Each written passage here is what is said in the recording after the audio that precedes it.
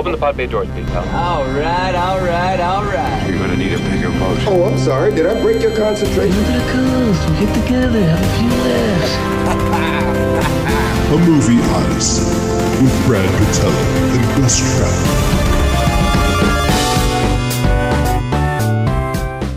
Don't you have like in your drawer like a bottle of scotch? How are you? That's okay. That's a gift I'm going to get you, so you can be a true professor. Yeah, I do need that. Because this film isn't really that cinematic. It's like I have that written down. It's more in the casting. Yeah. Well, let's wait to get into that. All right. Should we start? Yeah, let's do it. All right. Welcome. It's Brad Patello here, joined, as always, by my good friend Gus Trouth. And today we're discussing Dazed and Confused, 1993 coming-of-age comedy directed by Richard Linklater.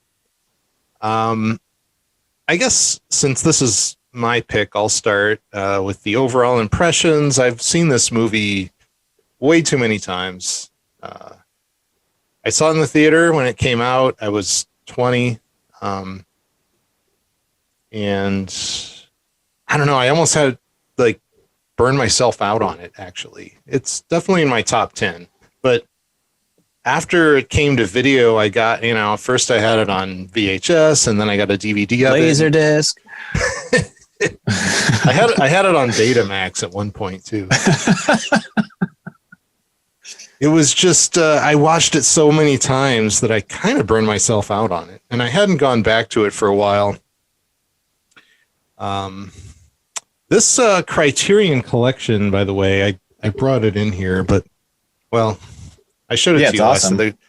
If anybody who's a fan of the film, definitely, I assume it's on Blu-ray. I think I just have a standard def DVD copy, but the Criterion collection of this movie is really great. There's lots of stuff. There's like all of the like making of interviews with the cast and like 10-year reunion stuff and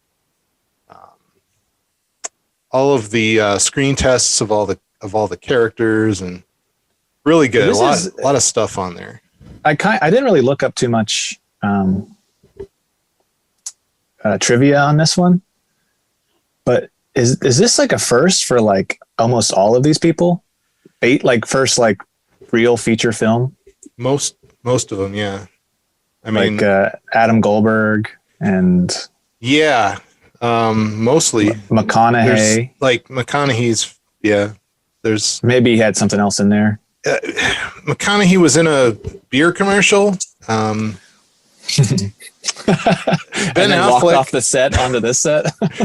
Basically, Ben Affleck was in a movie called School Ties. He had a small part in that, which came out in '92, but it wasn't out when they cast this. What a piece of shit he is in this movie. He pulls it off perfectly. I love it. This is my favorite Ben Affleck. I actually wrote down, like, after he gets paint dumped on him, he has this little tantrum. It's so good. I wrote down, this is my all-time favorite Ben Affleck performance. Yeah, it's he's like he pushes the guy, and then he's like swearing at everybody, and he's like, fuck all of you, fuck you. And he does this little jump in the air. Yeah, he almost falls over too. And he gets in his car door and he slams it and he turns it on real mad and he peels out. Yeah, it goes forward. He goes over the grass and shit. Yeah. He almost runs over Pink. This movie, when I was growing up, not knowing anything, but loving movies and catching it on TV randomly, I was like, oh, like this is like from the 70s. Because it's that authentic. It really, it kind of blows my mind. It's from 1993. Like, it doesn't feel like it's from 1993. Like, I almost can't even place it. Like, I understand it's a period piece. Like, and I get that. So I know it's not from the 70s, but it doesn't feel like it's from 1993. Like, when you think of movies that were coming out around that, because they did how they shot this movie. It's shot like the 70s. It's not like, there's nothing like special about how it's shot necessarily. There's some insert shots when they're playing like foosball that are like really close up. And there's a interesting shot at the very, very end when they're on the football field, and Don, or what's his name? He's my favorite. Don, the guy in the bib overalls. Yeah. That's hands down my favorite character. He is saying like, I tried the best I could. I did while I was here. And he's saying that, and it's this sort of like super depth of field close up of Pink. And it's kind of like rotating around him. Yeah. I had that down as one of my favorite shots. Yeah. And that's where it gets really cinematic. It knows when to get cinematic, and it also knows when to just be on a fly on a wall, which adds to the authenticness of the movie, because it almost feels like it's a documentary, and like, it's not, but there's something about it that is documentarian-esque. That's what works for it. Like, if it was very cinematic, it wouldn't work as well. Well, the cinematography doesn't call attention to itself. It's used very sparingly. There's a handful of shots where it's either a tracking shot or a crane shot. But mostly it's all just medium shots and standard coverage, a lot of standard coverage. I did write down what you said about the ease of it. It's just, I don't remember where the note is exactly, but it doesn't call attention to itself. It's very, like, it just flows. I wrote down flows seamlessly, no overt plot, the small details is what kind of really makes the movie when it comes to clothing and hair and the little things they're doing, like in the background, or like this, you almost couldn't even list.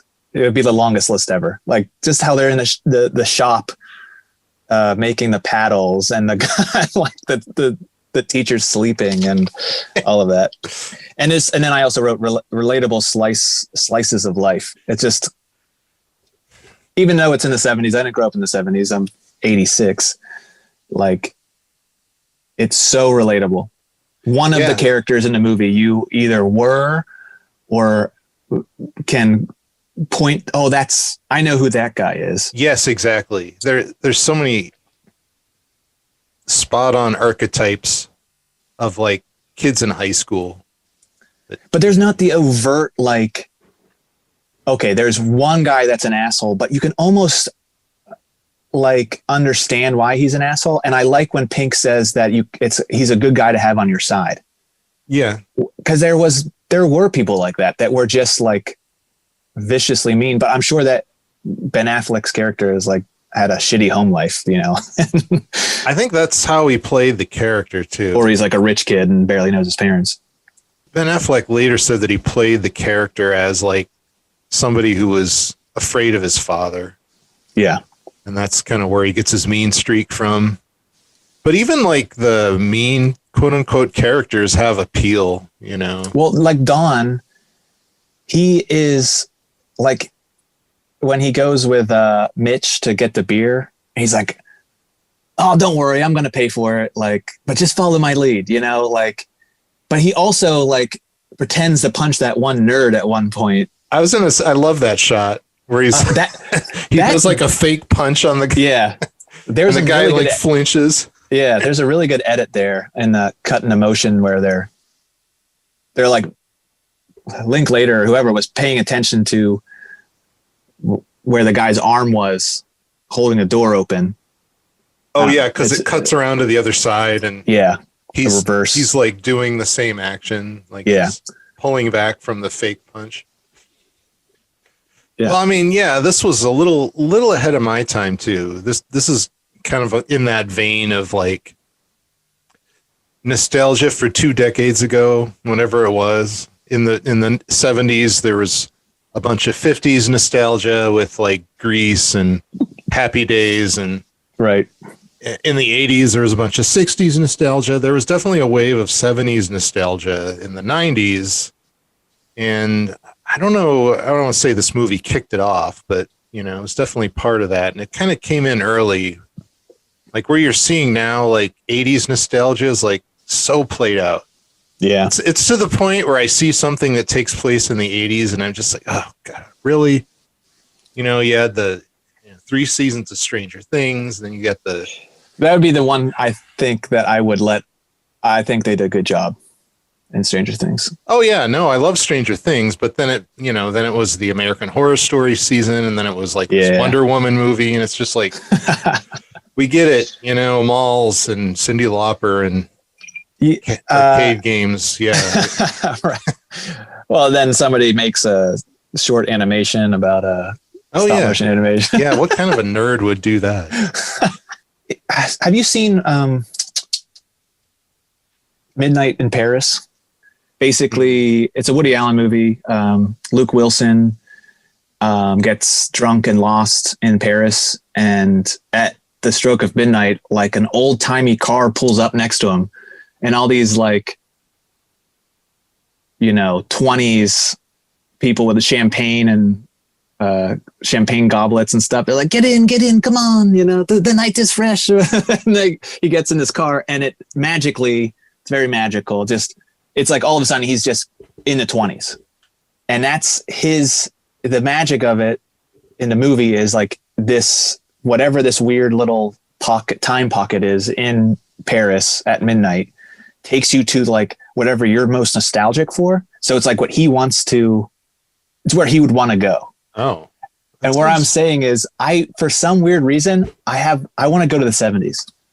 Like if my Midnight in Paris would be going back to the 70s.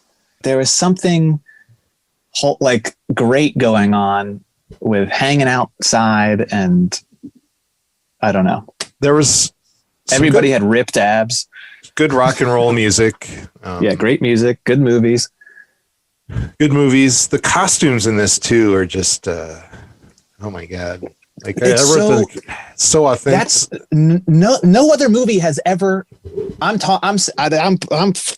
drawing the line right here, Brad. God damn it. There is no other period piece movie that like, and I'm not talking about goddamn World War II and all that bullshit. 70s or like 70s movies. Let's draw on the line. 70s movies. Okay. No one can do it. No one can do it. Even Stranger Things doesn't even do it correct. Like some of the hair isn't quite right. Like this movie fucking nails it. I think Stranger Things is like made by a couple guys who were born in 1983. So I think Stranger Things is more about nostalgia for the 80s that existed in 80s movies. Like Goonies. I know, but you still want to like, they're still trying. Like by season 3, like there's more attention to the hair. I would say the only character, although they go through a couple wardrobe changes in this movie, is Pink at the beginning. He has like, he looks kind of like he's from the 90s because that necklace he has on had already come back. And he just has like a gray pocket tee and like kind of baggy jeans on. He's very nondescript. Yeah. And it's one of those things I think that could be where everybody else feels perfect. All the extra characters, all the like in the high school, all the teachers, the coach. I love everything about this movie. I love the costumes. I love the cars. I love the cast. Yeah. The 3 C's: costumes, cars, and cast. I guess. There's a new category. So, Richard Linklater, opinions about him as a director. I like him. I don't love him. I love this movie. I love the his trilogy. Like before sunrise, before sunset. He's really when he nails it, that like natural vibe. It's just he does it in a way I think that's no one else quite pulls off. He's got kind of a really strange filmography. There's a lot of weird stuff in there that's like really wildly different from each other. But there's two things I really like about him as a filmmaker, even if I don't love all of his movies, is number one, he's always trying stuff, you know, like with Slacker and Boyhood are two examples of movies. Scanner Darkly. Well, that too. Well, that was kind of a spiritual successor to Waking Life, right? True. Yeah, I almost forgot about Waking Life. You know, it's like he's doing stuff that he's trying stuff. Like Boyhood, I'm glad I saw it once. I'm probably not going to go back to it, but you know, just how he did it. I know this movie had a lot of problems. It was an hour longer than it needed to be, but you know, filming over the course of 15 years or whatever, and going back to the same actors, and it's like, I'm here for that. And same thing with Slacker. I don't love Slacker either. I'm glad I saw it once. I'm probably not going to watch it again, but again, he was trying something, and I'm always here for that. Whenever a director is trying something new, I'm gonna check that out. Whatever the result is, I'm gonna check it out at least once. And even if it doesn't work, I'm gonna respect him for trying that. The other thing, I agree completely. Number two is that he always, not always, but a lot of his films deal with time in an interesting way. They either take place over a short period of time or a long period of time. And he uses the audience's perception of time to help us feel invested. Like in this case, it takes place over, what was it, at like 1 o'clock in the afternoon when the movie starts. And until the morning. The next day, like sunrise, like 7 a.m., 8 a.m. maybe, the next day is when it ends. And, you know, the Before series had that.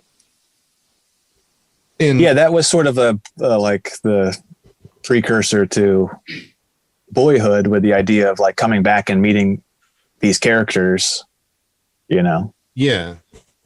So that's something I appreciate too, because film is a medium where you can do that, where anytime a director uses time in an interesting way, whether it's something like this, or it's like Memento, or maybe, you know, Reservoir Dogs, where jumping back and forth.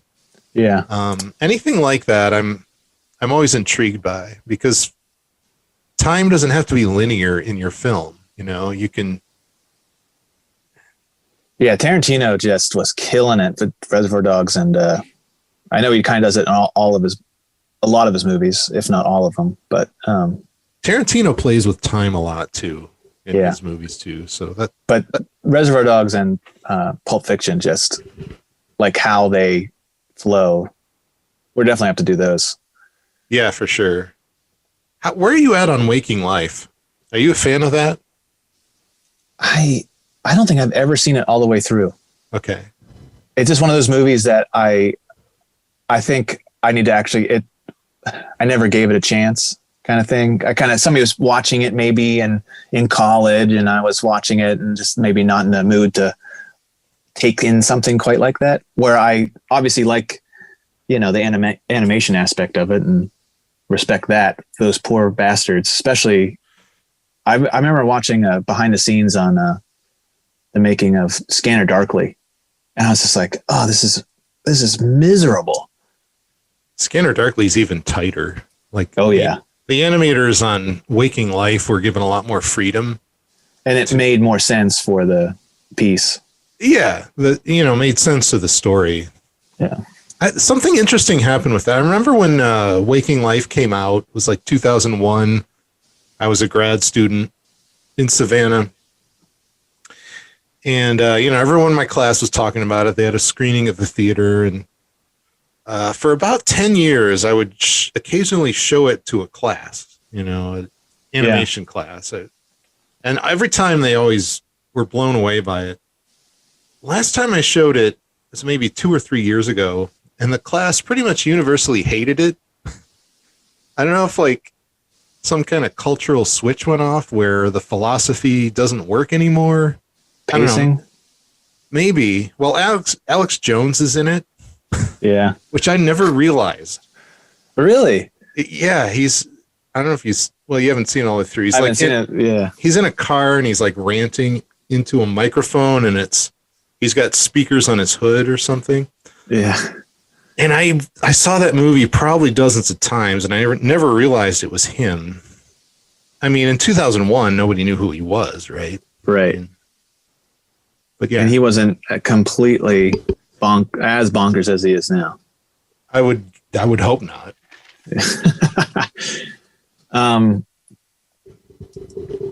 Yeah, I wrote down the ultimate hangout movie. Oh yeah.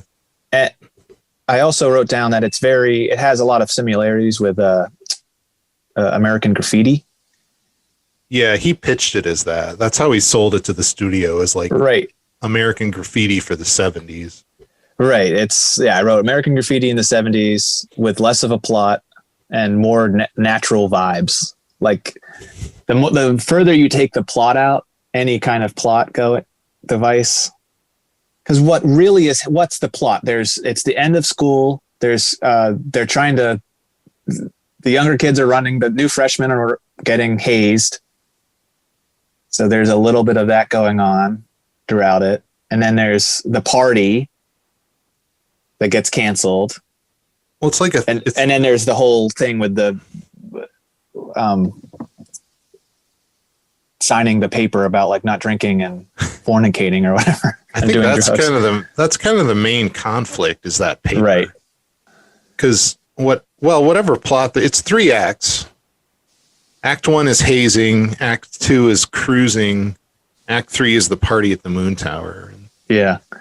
It's an ensemble cast, and the 2 kind of main characters, if you could call them that, are Pink, who's the football player, and his conflict is that they want him to sign a paper that says he won't drink or do drugs over the summer. His football team. He's like the starting quarterback. And by the way, that prop, when we see it, there's like an insert shot of it. Looks so good. It looks exactly like, I don't know if you remember this, but this must have been old like copy technology when I was in grade school. The teacher would give us a handout and it'd be all blue, and it would be damp too. It would be damp and cold, and it was like clammy. Like I don't know what kind of. I think it was like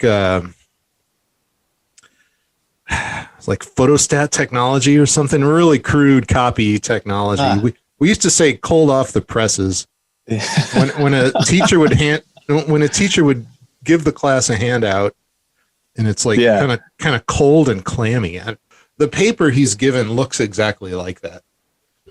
So then there's Mitch Kramer, who I think is Linklater's self-insert character. I think that's like him. I definitely identify with him the most. Not the baseball part, because I avoided sports pretty hard. But like, yeah, I was the Mitch. So he's the freshman. There's a group of freshmen that we follow, and he's kind of the leader, and they're trying to avoid getting hazed. So the hazing rituals for boys involve getting paddled, and apparently they're allowed to make these paddles in shop class in high school. Well, when your teacher's asleep. And bongs too, by the way. It's that shot where like Slater's making a bong. He's like, no, you're getting air here, man. You got to get something around the base. Oh, Slater. We could have a whole podcast just on Slater. Yeah. And for the girls, it involves getting stuff dumped on them. Did you ever do any of that in high school? Did you ever get hazed in high school? Nah, there was like, oh shit. There was some kind of like freshman beat up day. I don't know. It was like, I forget what it was called, but like, even the freshman beat up day. I don't know. It was something like that. And they would, the like principal over the intercom would be like, even tease about it. I love the 8th grade teacher, by the way, Mr. Payne. Oh, I wrote that down. He goes, is so good. Men, 50 of you are going on a mission. 25 of you ain't coming back. And that's all he says. They just turn around slowly, and one of them's like, okay. Yeah. Yeah. On my high school swim team, we had pink bellies, which was the freshman initiation. Like the team would like slap your belly until it was pink. That was our initiation. Our high school never had any of the paddling. I just can't imagine you on a swim team. Yeah, 4 years. I was on a swim team for 4 years. Hell yeah. If you can believe that. I did the backstroke. Yeah. Mitch is like, there is this, I actually never really noticed it. I remember hearing a complaint on maybe another podcast or something, but Mitch he's constantly touching his nose. Yeah. There's a drinking game. Okay. Yeah. But I think all in all, everybody works in this movie. Linklater took the blame for that in the director's commentary. But if you get the Criterion Collection, there's a director's commentary on it, and that alone is worth it. That's almost as good as the movie. Yeah. But yeah, there's that scene where he does it like 5 or 6 times. And Linklater, during the commentary, is like, this is my fault. I'm sorry. I told him to do this. But he does do that a lot. Yeah. It's like his go-to gesture. Well, there's I feel like it's like something like Akira Kurosawa would say to his actors is like to pick like kind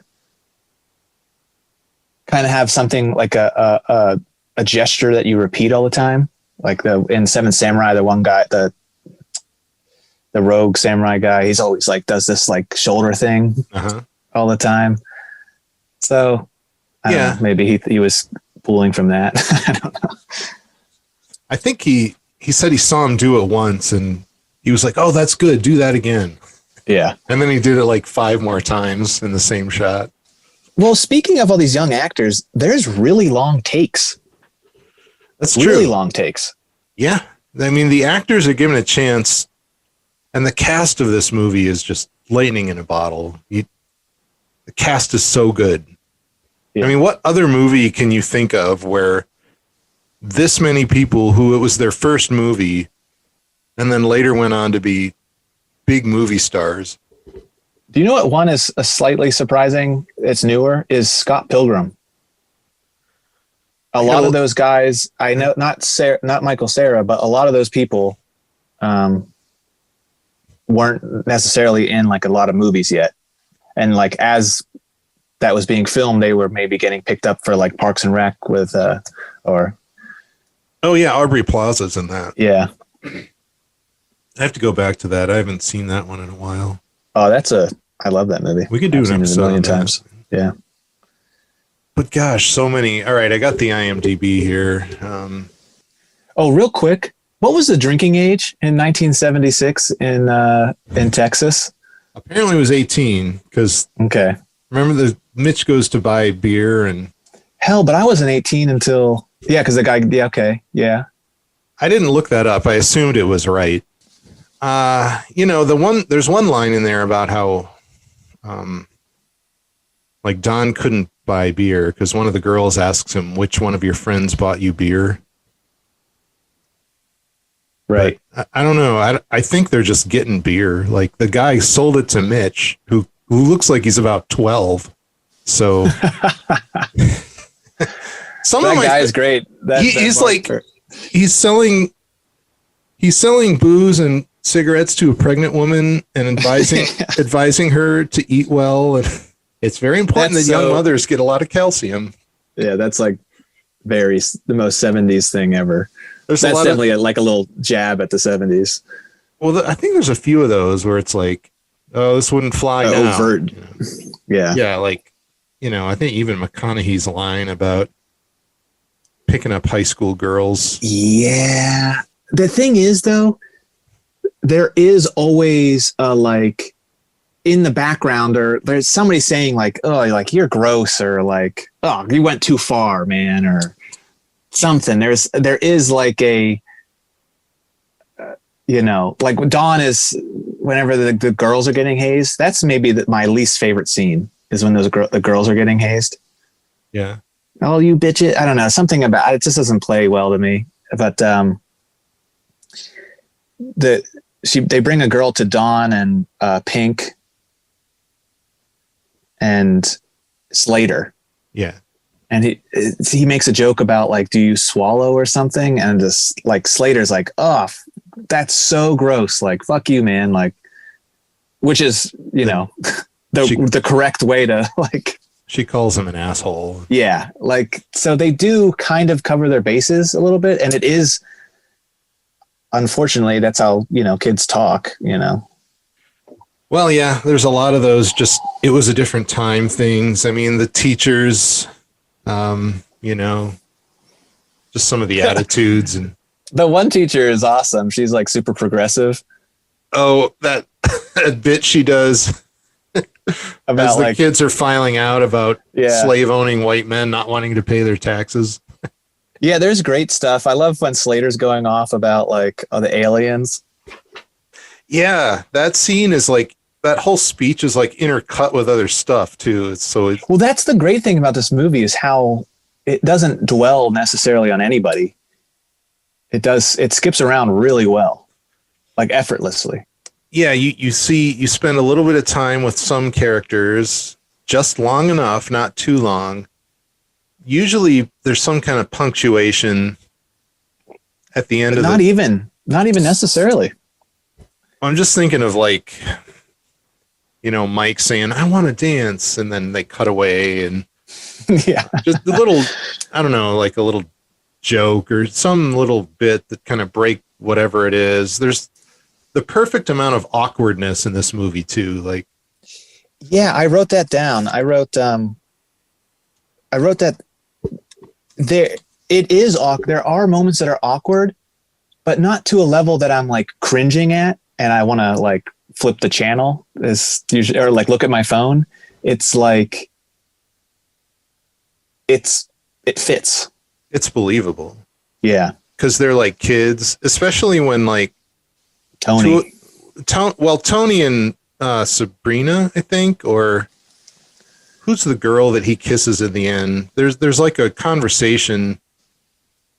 Oh yeah. The two of them. When they leave, they're like nothing like, he is nervous and it's believable. That's what I mean. That he, and she is too, because they you can tell like they kind of like each other, but yeah, they don't know how to handle it. They're teenagers. They don't have a lot of experience. The dance, like the eighth grade dance. I love how Hirschfelder is like making out with the girl, and then 5 minutes later he's getting his ass kicked because his friends like dragged him away from. Well, because they're so over eighth grade, they're like, we're freshmen now. Let's go party. Yeah, that one, the blonde kid with the is so Carl overstepping his bounds in coolness. He's too big for his britches.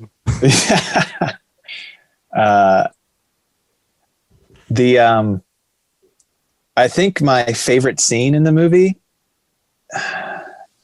it's hard to like pick a scene because they all kind of blend together, but when they're cruising, it's before they go get beer and they're picking up the trash cans. Oh yeah. And then Mitch picks up throw the bowling ball, man. And just how that plays out, like, it's just so spot on. That feeling of like, you don't like, I just feel like that's happened to me. Like I've been with my brother's friends and then I did something way crazier than they would ever expect.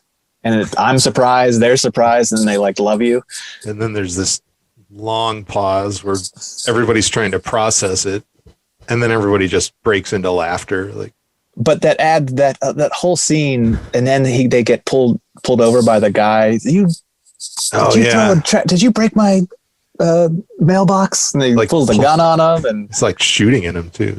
yeah, I love the bit where they shooting at us. They peel away, like he puts his gun in his pants so he can open the door, and they just take off, and he like rolls down. Yeah, who's the cool kid with like he was going to have the party?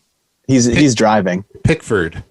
Yeah, he's like looking at Dawn and like looking down at the stick shift. Like, You get that's great. Insert shot of Don putting it in gear, and then you get a insert shot of his foot hitting the gas. And it's just that like level of like just doing so many bad things that you shouldn't be doing, and getting away with it. It's just so fun. And it's really the only time you can do stuff like that where you're not really, really like, well, they are just teenagers. You know what I mean? the stakes are low in this movie, which is intentional. Like how when you're in high school, it seems like everything's a big deal, but it isn't. I think he captured that emotion, that sweet emotion. I wasn't that cool in high school. No, it wasn't until I was like, I didn't even start drinking until late senior year. And I barely did that. And then it wasn't until college that I really kind of had some self-confidence, and I don't know. I was the chameleon. Even the nerds were like cooler than I was. Well, like I like the intellectual nerds in this with Adam Goldberg and Tony, and yeah, they're like over intellectualizing everything, and he gets his ass kicked by doing that. Like that scene at the party, they arrive at the party, and like the guy confronts him, and through that whole sequence, you cut back to him, and he's getting more angry about it. Yeah, he's just like walking through the woods where like people are peeing, just like talking to himself. Yeah. Dominant male monkey motherfucker. Yeah. Drunk enough. I walked past some frat kids with a girl in college, and they said, "You want some dip?" And we both said no. And then a couple steps away, I said, "When you dip, I dip, we dip." Or whatever that song is. And one of the frat kids came after me. He's like, "Hey, you call me an asshole?" I was like, "No, man." And it just was that back and forth, like, "Why'd you call me an asshole?" I was like, "I didn't call you an asshole." Like, you asked, I'm explaining it to him, and just like, he wouldn't back down. It ended up nothing happened, but just so fucking stupid. That character Pickford was apparently supposed to be bigger.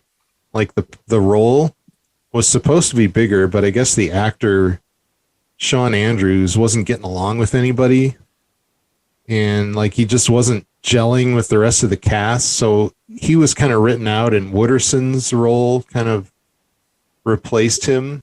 So you mean the kid that was going through the party? Yeah. Oh, he's in it just enough.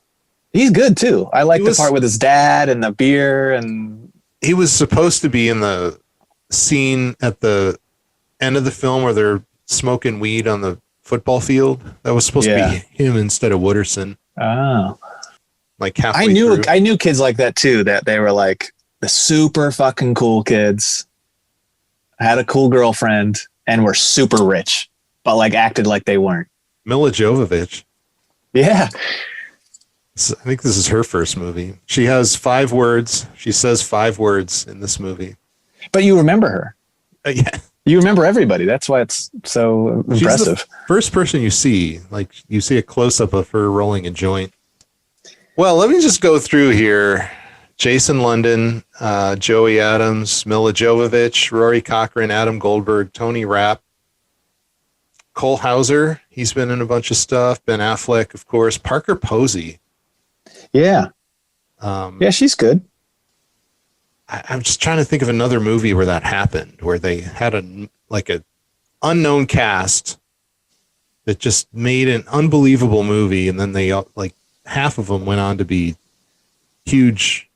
Maybe not huge. A couple of them went on to be huge. Yeah. McConaughey, like, really hasn't changed that much. I know. He's the same guy. Yeah. Because he is that I always character. think like, right, when you like rewatch, if you watch an old Tom Cruise movie, he's doing a lot of the same acting things he did in Risky Business that he's doing in anything. I mean, him and George Clooney kind of have this, I know this is kind of a departure here, but they just have these sort of tricks they do. George Clooney kind of has this head wobble. Oh yeah, thing. You just see it he in does every wobble movie. his head It's a like, lot.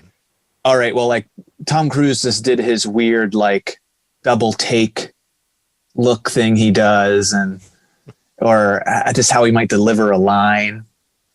As animators, we do that too. I do that. Like, Well, yeah, you find out what works, and I have little bits that I do all the time, like little. and directors, like Scorsese's known for Using the Rolling Stones? yeah. No Rolling Stones in this movie, I don't think. Man, so the soundtrack, oh my God. So apparently he... What, the whole budget goes to that? Linklater spent the whole budget on the songs. And the studio... and this was like... It always surprises me this was produced with a studio, that he had studio backing. It cost something like $7 million to make, and it made $8 million, so it didn't do well. Just made its money back. He gave up some of his pay to have money to go toward the songs.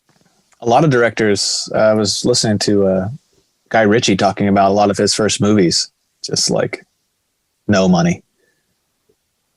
Well, that Aerosmith song, I mean, can you imagine without it? It's perfect. It fades in. You're seeing the logos. You hear it before the movie even starts, and then it just cuts in, and you see that GTO, and the song starts, and you're just like, oh yeah, I know what kind of movie this is.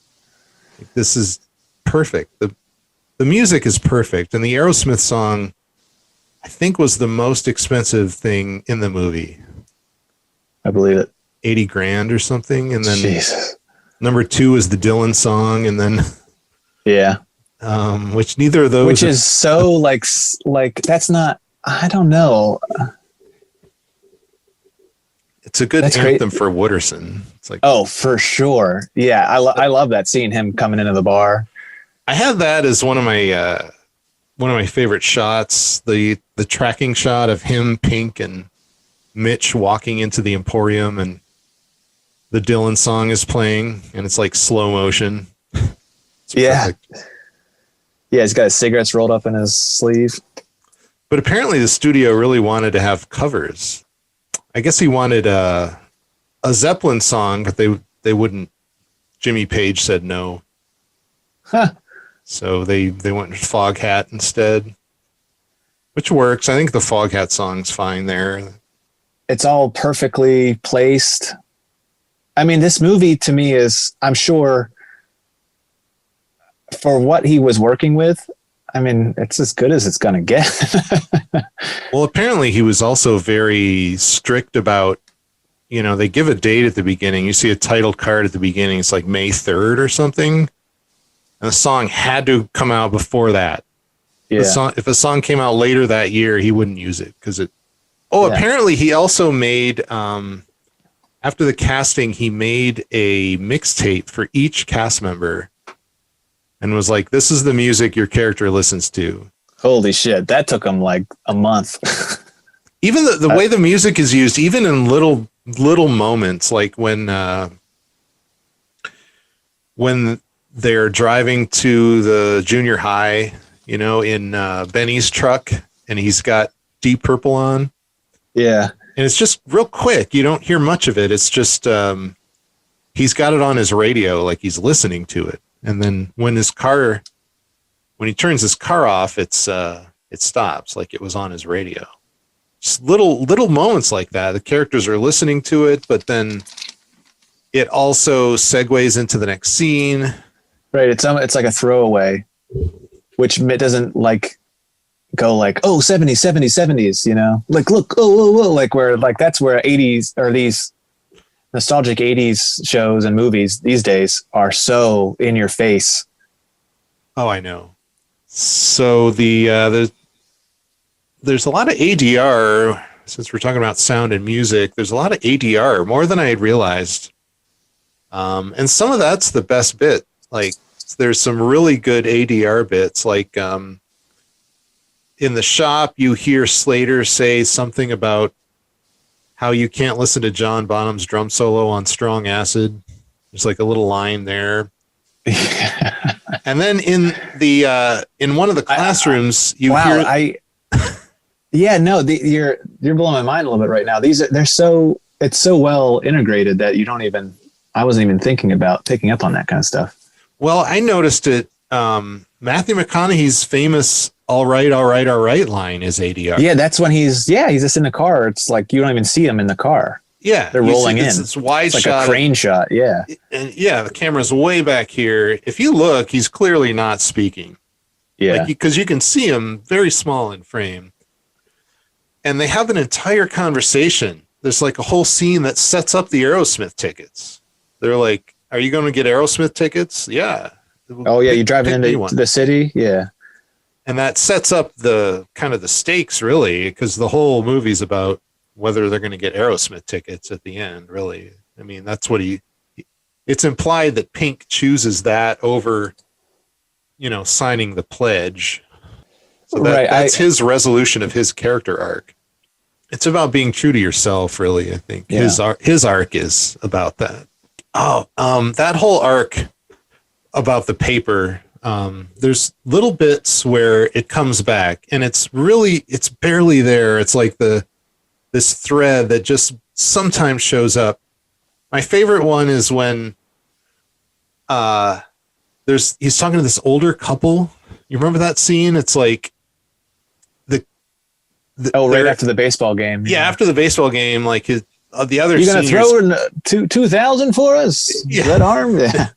This old couple is clearly way too into local high school sports, kind of pressuring him to do well next year in football. Like, oh, you guys are we're dependent on you boys, and you're looking tough this year. You got 22 Letterman coming back, and he's so awkward during that. He's so uncomfortable. Well, it's kind of like the whole town knows each other kind of vibe. There's another scene where like maybe one of the more serious scenes, other than him telling the coach off at the end, is he's in the truck with that curly redhead guy. Benny. That's in Benny, yeah. And he gets real mad at him. He's like, it's not just about you, it's about all of us. Like, one of the things I like about this movie is that it almost has no like real drama. There's just enough. Enough. It's like the thread of the paper signing thing that comes back just often enough to say, oh, this is still going on. He's still struggling with this. Yeah. Like every 20 minutes or something, it comes up. I love the very last thing we see of Benny, where he's like, tries to stand up. He tries to stand up, and then he's like, "Oh, I can't do it." And then he plays it off a little bit. He almost throws up. He goes like, well, he has been drinking since 1:00. Yeah, so much drinking and pot smoking in this movie. This is a very silly nitpick, but like their Hirschberger or whatever his name is, Hirschfelder. They're like destroying him, and Don walks back to the back of the car and opens up the trunk, and there's just so much beer in it. But like driving around like they are, those beer bottles are gonna break. Like half of those would be broken, if not more. That's just a little bit silly. I agree. It's still like, and also like there's like hundreds of beers back there. Like, yeah, it's full, and cans too. It's like, yeah. Well, I also like how he's like, why'd you waste a beer on him? Like Benny's pissed. Yeah. And then Affleck just throws one. Yeah. He's like, you just wasted another beer. I mean, there's just so much good stuff. Like when I love that Don throws the beer to the kid. Yeah. And then it's a little bit of humanity. Like Benny wasn't going to do it, but Don's like, all right, you can have a beer. Like, yeah, he's like he can like play all courts. Like he's the jock, but he's also like, he's the ladies' man. He's hilarious. He can hang. He doesn't sweat the small stuff. Right. I wonder why we didn't see more of that actor, Sasha Jensen. Yeah. He was in the Buffy movie, but yes, I think of him in Buffy, and he's in Halloween 4. I never saw Halloween 4. Oh man, it's actually pretty good. Like, which one is that? Is that Resurrection? Halloween 4 introduces the little girl. I forget the that was the subtitle. One. That was the one after the one that had nothing to do with Mike Myers, right? Right. They wanted to bring back Mike Myers and kind of just do like a soft reboot. Yeah. And I just rewatched it for the Halloween season. Well, because John Carpenter's original concept for the Halloween movies was that they were going to be anthologies. Like, so it wouldn't just like, because that's crazy, because 2 like takes place literally directly after 1. Yeah. It was a little supposed to be kind of a movie series that was like Twilight Zone-ish. Yeah. It's a fun concept. Had a different, each one took place on Halloween, but it had a different characters and different plot. Unfortunately, he made the most iconic Halloween character ever. Oh yeah. Halloween 4, Sasha. Oh, so who were you in Dazed and Confused? You're saying you weren't even cool enough to hang out with the nerds. I was probably Mike. If I was going to pick one, I'm probably Adam Goldberg in this. I never got my ass kicked though. Who were you? I said I identified with Mitch the most, but like I wasn't cool maybe until I was barely cool in as a senior.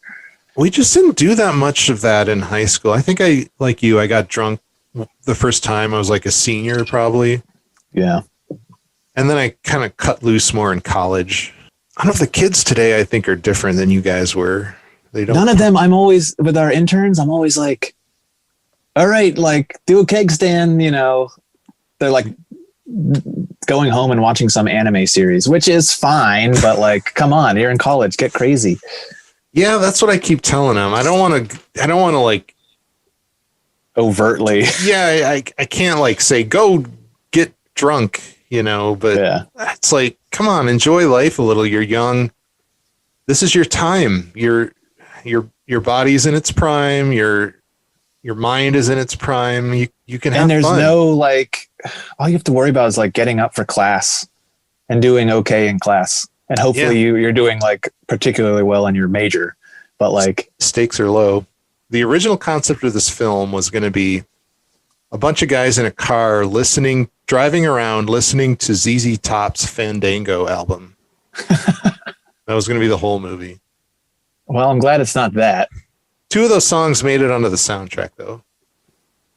Let me ask you this. You were born in the 80s, right? Yeah. 86. Did you ever do any cruising in high school? Did you just drive around? Yeah. Okay. So that was still a thing. In your college years or high school years, did you ever have like a one crazy night of tomfoolery? Like that really like trumped every other night? It seems like there was this one party this is in college. And we're going to go to a Fish concert, which at the time they were playing like smaller venues at that time. They weren't doing giant arenas. They were doing like college venues, and we were going to see them at Michigan State Stadium. And there was this party at this house, and it was just crazy. Like a lot of booze, a lot of drugs. One guy like passed out at like just super early, like 10, you know? So yeah, we're like, there's this giant raging party going on. We're just like, Jim, wake up. And he was just dead to the world. So we took the couch and like took it out sat it on the curb and just left him there. I think there's like a pound of weed involved too. Like that was somebody somehow ended up with a pound of weed, and it was just. I love it. I had my crazy night. I was home from maybe freshman year for the holidays, one of them, and my buddy, we hooked up. We always would have a bottle of Canadian Mist whiskey for my grandmother when she came. No one would ever drink it but my grandmother. And we got some Coke, and we're drinking those. And then he's like, "Oh, my brother's having this party in a field." This giant plot of land that we were looking for was in between like an old highway, and the Waynesburg Airport, which was basically just private planes would take off. Not like you couldn't like fly from there to go to Pittsburgh or something like that. Mm-hmm. We're now like four-wheeling through this like dirt path to try to find this party. We see like a red Solo cup as like a breadcrumb and we end up never finding this party. And we end up on the runway of the airport in his Jag. Through all that like excitement, Steven had spilled a beer all over his lap, and I think I passed out, but it was just insane. You never found the party though? Never found the party. Oh. Yeah, I did a lot of drugs. I assume we're done talking about Dazed and Confused. Yeah, that should be the end of just stop right there.